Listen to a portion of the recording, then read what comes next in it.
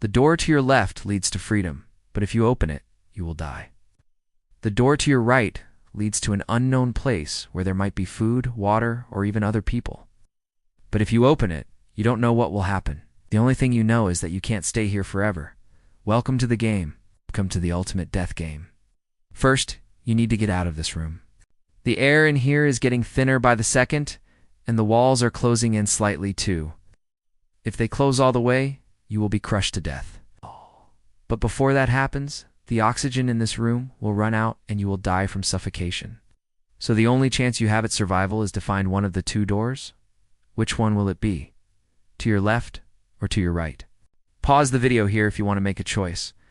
In most cases, people choose the door on the right because they would rather take a risk than be confined in a small space. But regardless of your choice, you will not survive. If you chose the door to your left, congratulations. You died peacefully without being crushed or going hungry. Because when you touched the doorknob, it was cold. So cold, in fact, that your hand immediately froze to it. And now your whole body is freezing as well. Your vision is fading away into the darkness. This is how you died. If you chose the door on the right, congratulations. You died a horrible and slow death. The door opened easily, but outside stood a huge meat cleaver. When you tried to back up, it was too late. The door slammed shut and the meat cleaver swung down on your neck, decapitating you.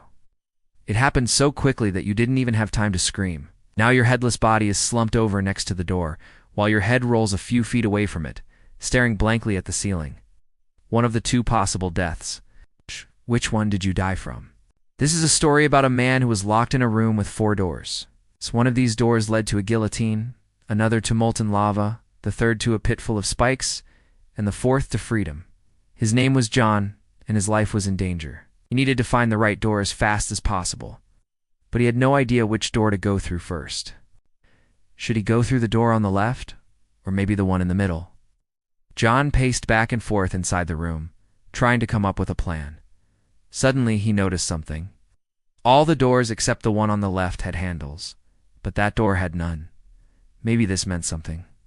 John thought for a moment, and then started running toward the left door. Was this the correct one? He didn't know. The only way to find out was to open it. What would be behind it? Would it be the guillotine, the lava, the spikes, or freedom? He reached the door and pushed it open. It wasn't any of those things. Instead, there was another room just like the last one, except that this one had 5 doors instead of 4. John felt a sense of dread wash over him. He knew that if he couldn't find the right door this time, he would surely die. But he also knew that he didn't have a choice. He had to keep going. He took a deep breath and walked toward the nearest door. He opened it and found himself in a dark, dank room. There was a faint sound of dripping water in the distance. He could hear the metallic clang of the guillotine in the distance.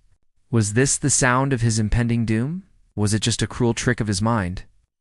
John decided not to stick around and find out. He closed the door behind him and moved on to the next one. This door led to a room filled with spikes. They were all different shapes and sizes, but they all had one thing in common. They were all sharp.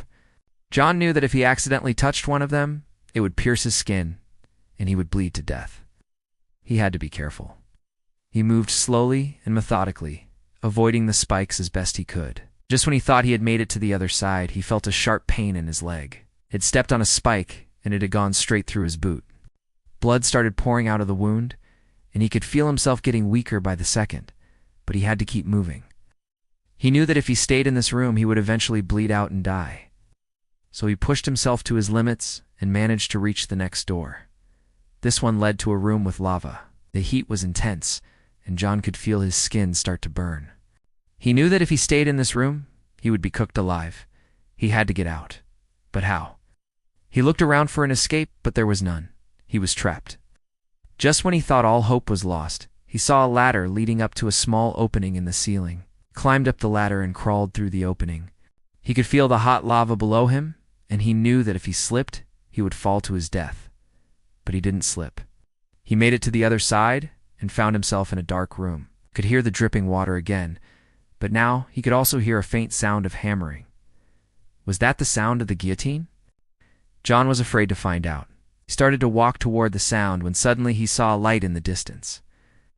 He walked toward it and found a door. He opened the door and stepped out into a bright room. He had finally made it. He was free. Could hear the guillotine behind him, but he didn't care. He was too busy celebrating his freedom. And now here you are. Do you think you would be able to escape from such a situation? Let me know in the comments. Also, if you enjoyed the video, please hit the like button. It really helps us grow.